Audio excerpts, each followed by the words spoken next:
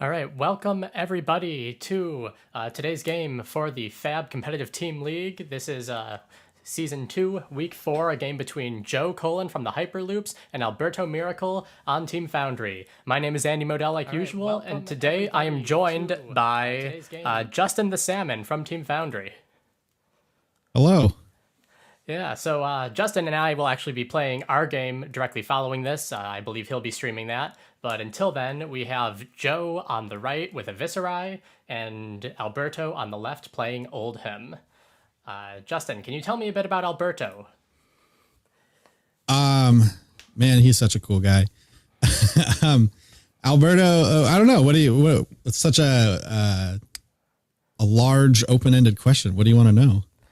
I don't know. Does he have any accolades? Will people have known him from any events or anything? Has he been playing Flesh and Blood long on the team? Yes, I actually don't know when he started. I think he's been playing longer than me, and I started somewhere in the middle of Crucible of War. He may have been playing since like the very beginning. I honestly don't know that much, but he was a well-known Dash player for a long time, and he top 8'd the Vegas Calling with Dash. Okay, so that means we have two Vegas Calling top 8 players in the game right here. Joe, of course, top 8'd with a chain deck. Yeah, I was there too. I almost got top 8 in that one. Joe was one of the people to give me a loss on day 2, which all I needed was 2 wins. I got 1 win, and Joe was one of the 3 chains that put me down that day. Too bad. Yeah, I wasn't able to make it out to Vegas myself. I was seeing relatives that weekend. Oh, I understand that. But man, that event was so much fun. That was such a cool experience. Yeah, all the callings have been very fun to watch, and I've heard great things from the people who've been there. Looking forward to attending New Jersey myself over in May. Oh yeah, can't wait. Away now. Yeah, it's coming up real quick, and that one is going to be like you said, all the callings have been a blast, but this one in particular, with the Pro Tour, with LSS being there, and artists and cosplayers, it's going to be something truly something else. Yeah, definitely looking forward to that. So over here at the game, we have an Oldhim up against the Viscerai. Now, in this matchup, traditionally, I would say that the Viscerai player tends to be favored, though yesterday we did see an Oldhim win this exact pairing. Yeah, I believe you guys slapped down our Viscerai pretty hard yesterday with an Oldhim. That was a very entertaining game to watch. Lots of high rolls for the Oldhim. I don't think it could have gone better for J-Mags. Yeah, I didn't catch the first half, but Jesse let me know that he got Okanolded a few times within like the first handful of turns. One of them with a red Weave Ice, is that right? Or something like that? Yeah, I think the highlight of the game for me was when a pummeled Command and Conquer got a Mordred Mordred tied out of both hand and arsenal. That was like if there was something that sealed the deal that game, that was probably it. He did like surprisingly get 7 more rune chance after losing both of those, but yeah, that was like brutality. Yeah, that just goes to show how fast Viscerai can ramp up here. Anyway, it looks like the game has started. Alberto ticking up his tunic, and he's using Stalagmite as his shield. I've seen that on Starvo a few times, but I don't think I've seen it on an Oldhim before. Yeah, if you're Oldhim, you have to believe that the Viscerai is going to go OTK, right? And you're just not going to get any value out of the other shield, the Rampart. So like Stalagmite at least gives you like a Hail Mary, like maybe you mess up their OTK turn if they maybe don't draw too many cards off of the Sonata. I think the Frostbite and 2 block is better than paying 1 into the Rampart on that turn. Yep, that makes a lot of sense to me. Over here, Spellblade Assault for the 2 rune chance. And it looks like Crown of Seeds going to prevent at least one of those damage coming in. But this is a red one, so it's a full 4 instead of the 2 we'd see on the blue. Now, normally, when I'm looking at the Viscerai pitching that Become the Arcanite, Become is such a powerful card that you can use later in the game. That's normally what I'd expect to see wind up in the arsenal, so I'm wondering what else Joe might have drawn there. I gotta believe he has another one, right? Like I mean, it could be what would you keep instead of a become, like a red read the runes, maybe a Mordred Tide. I don't know. Become seems like a key card to keep this early on. Yeah. Become definitely, it helps you filter your hand. It helps you get what you need. But if you've already got what you need, I mean, maybe it was a Mordred Tide. You don't want to lose that. Red Read the Runes, very powerful in the OTK. Or it could just be a Sonata. He wants to stick there and keep it until he needs it. Or maybe he could even have a defense reaction. That's true. I'm very curious how this is going to go. I don't think Alberto could have predicted he would be hitting a Viserai today. I doubt he's going to have all of the spicy dominate tools that we saw yesterday from your guys' old him. But I think he does prefer a slightly more aggressive old him list. So I'm really curious to see if he's going to be able to push some damage through. Yeah, at an armory. I mean, we already just saw him pitch a malt. Which we see a Thunderquake up top, so definitely more aggressive than the stuff we saw pre-Everfest usually, dominating the meta. And it looks like that Arsenal cards was a Read the Runes. This one only yellow. Still a key tool. Yeah, I could definitely see why he wouldn't keep the Become there, because, yeah, with the Become, you're probably just going to find either Mordred or a Read the Runes. So, yeah, you've already got it there. You don't need it.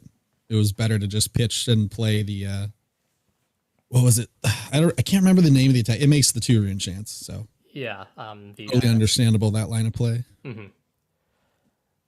All right, and here we have Winter's Will coming in. This time it is Frosty.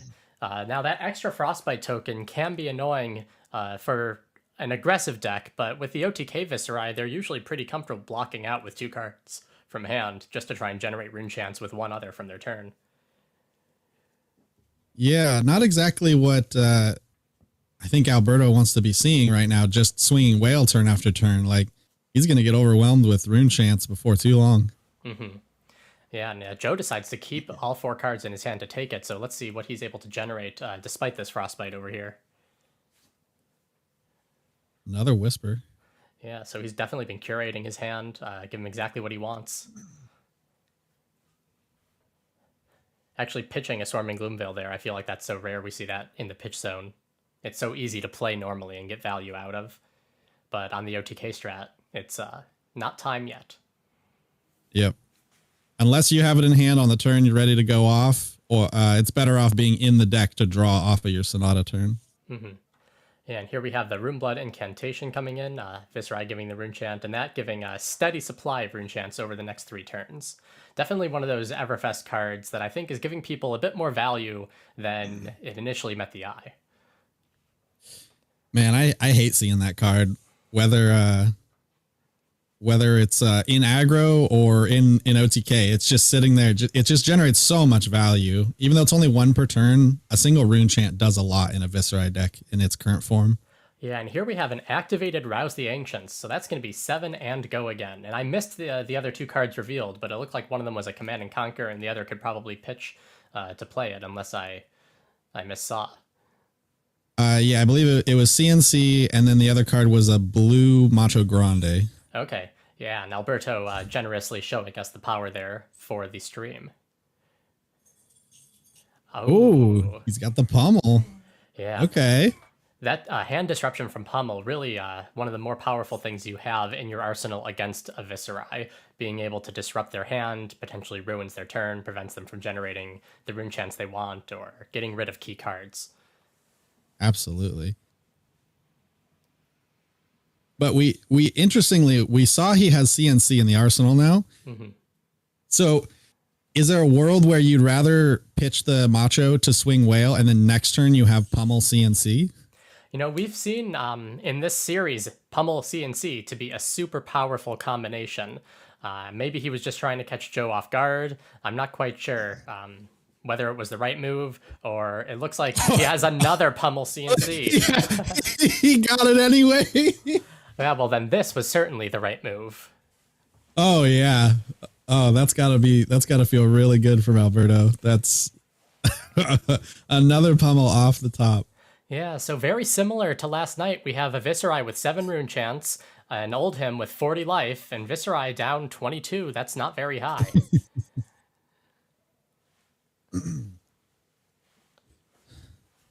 Joe thinking hard about what card he's going to lose here. Yeah, Viserai can do so much with a 5 card or a 4 card hand. And it looks like that was just a lead the charge in Arsenal, so nothing super crucial, but still a non-attack that could trigger Viserai's ability. Here we have a Sonata coming in without the combo, so just an X's 0, 3 cards revealed. Just trying to make some rune chance here. Yeah, and honestly, it looks like those would be cards that Joe would probably want to draw next turn, but instead they'll all get shuffled in to become the Mordred Tide. Yeah, Mordred Become would have been a sick next hand.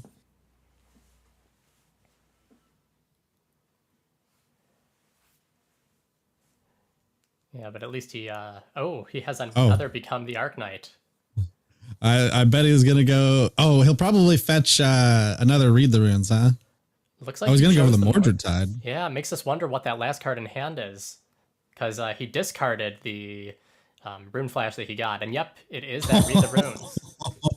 Oh, he played the Mordred Tide and then the Read. Oh my, that's a lot of rune chance out of nowhere. Yeah, so he went from 7 at the beginning of the turn. Now it looks like 16 on the board, so more than doubling.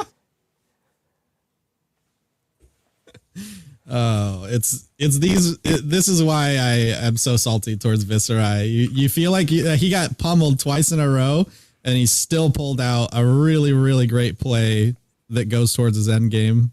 Mm-hmm. You just can't keep this character down sometimes. Yeah, definitely one of the characters that is favored to be hit in the next ban announcement. All of the speculation, though I don't think there are any tangible rumors to go along with it. Yeah, it's on everybody's wish list for sure. But after seeing those Icelander spoiler cards, you could understand if they don't particularly hit him or hit him very hard, because Icelander is going to have some pretty crazy tools that seem to shut down Viserai, but we'll see. Yeah, for those who didn't see it, LSS released another one of their stories as a preview for the next set, Uprising, and along with that were some nice spoiler cards for Icelander's journey, including an adult hero version of her, a new channel card, Channel the Bleak Wastes or something, and a ton of other icy wizard goodness. So definitely that's going to show up in Uprising. Yeah, Channel the Bleak Expanse is pretty crazy. You can't reveal or draw cards, and there was another effect too. Pretty much said Viserai can't play. I think it shuts down a lot of heroes' abilities and plans. Yep.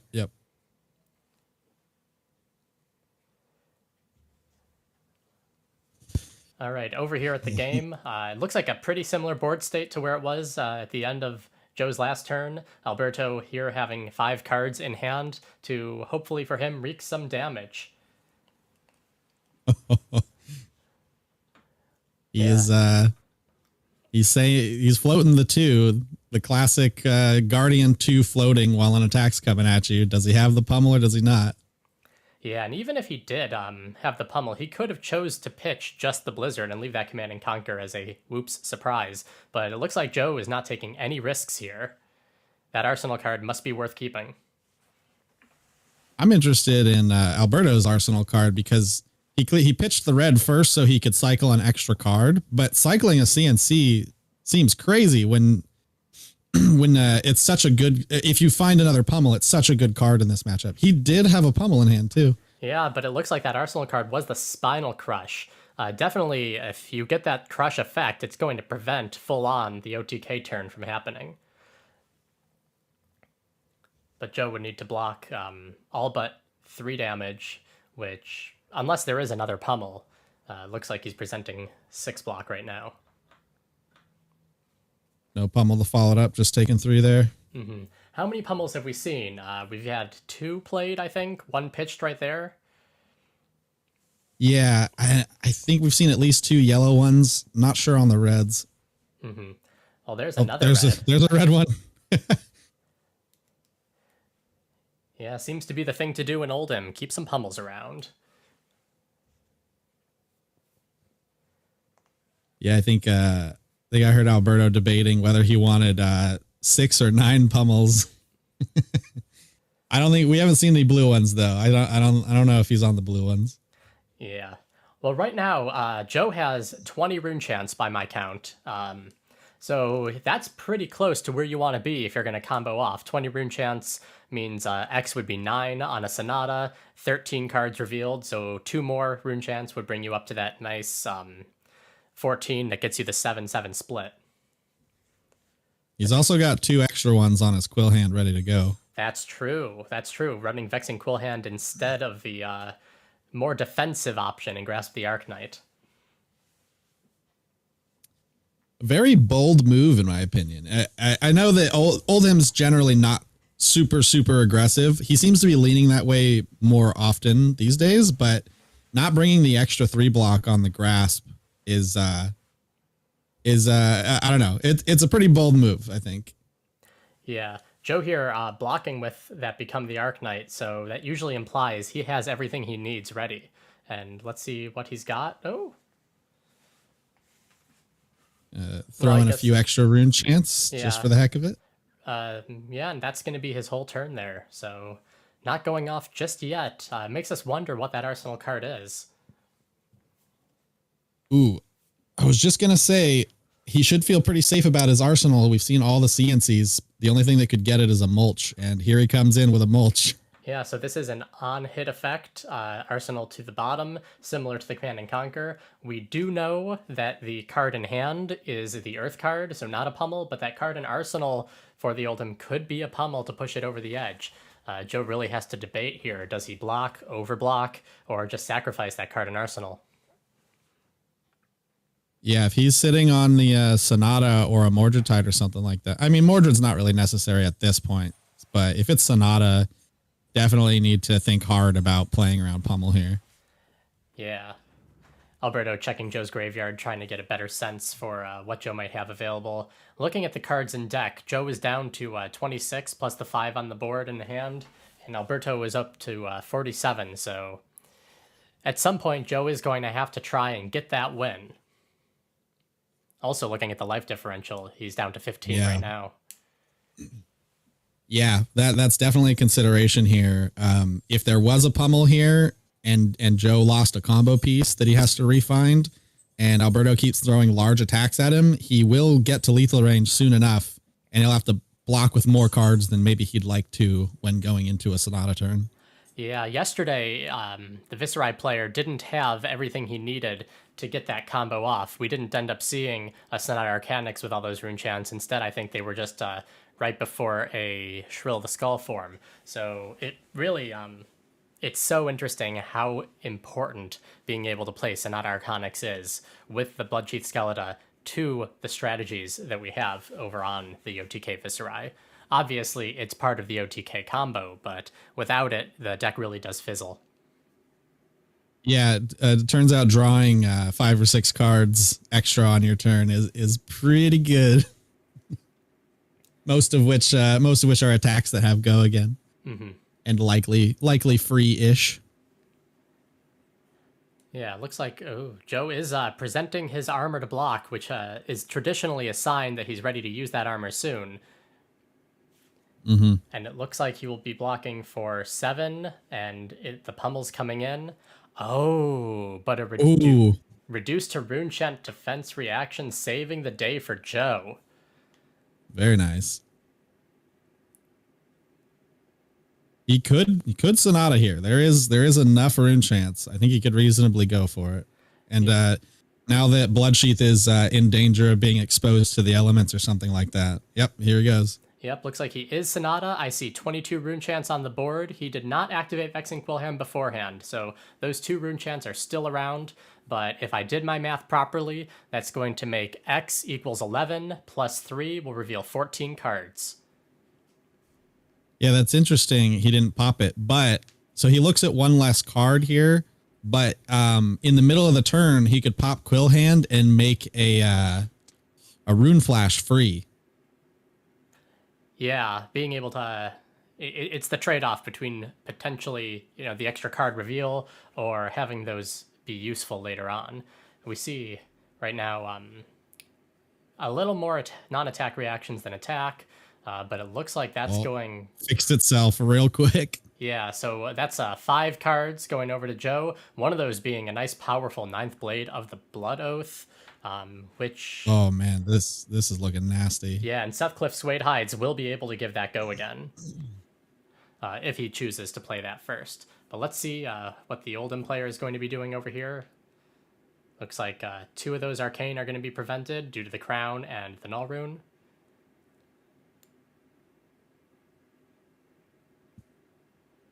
Yep. So we're looking at 22 plus 9. We're looking at 31 damage coming Alberto's way just to start things off here.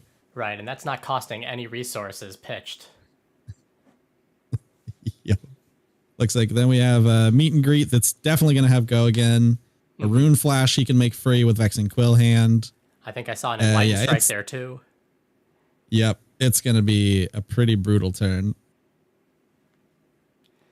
All right, yeah. How many cards? 1, 2, 3, 4. Yeah, Joe has quite a few cards in his hand. And yep, as you said, we have 9 Blades of the Blood Oath plus 22 Rune Chants coming in. All for the low price of the Skeleton. Yeah. Sacrificing 1 block to pull this off. Mm-hmm. Yep. The attack we're going reaction to reactions? Yeah, I guess so. Maybe he's got a staunch response, or he just timed things oddly.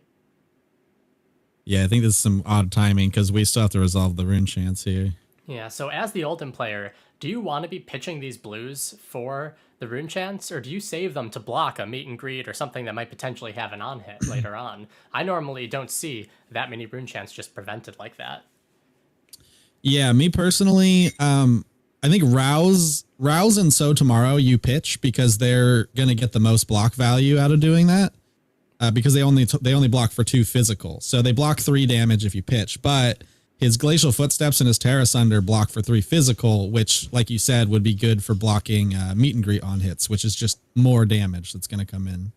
Yeah, it looks like we did see the shield show up, produce a Frostbite token, and get that block in for 2, but the resources were already there, so it didn't impact too much. Though we'll see how many resources Joe needs to play those cards in hand. Yeah, unfortunately, the rest of Joe's hand is most likely going to cost a whopping 0. Yeah, Enlightened Strike almost certainly going to have go again here.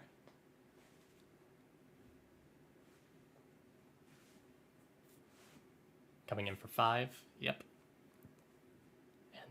And the Rune Chant. Oh, interesting. I don't usually see Enlightened Strike in these. It does not generate a rune chant because it's not a rune blade card. Yeah, that's right. Over here, I don't think that Swarming Gloomveil has any problem getting all of its full value, though.